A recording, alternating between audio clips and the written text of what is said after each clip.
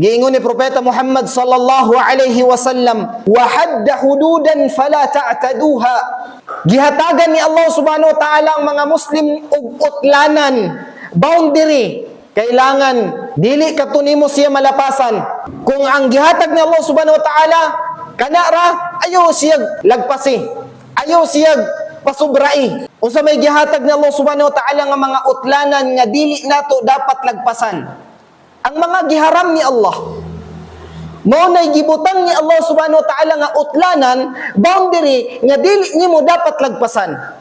Ang mga haram nga gideklar sa ato ang mga ulama, ang mga haram nga gideklar ni Allah, ang mga haram nga gideklar ni Propeta Muhammad sallallahu alaihi wasallam, mao kana ang utlanan nga dili nimo dapat lagpasan. Nagsulti si Allah nga ayaw pag-inom og alak. Boundary kadto siya.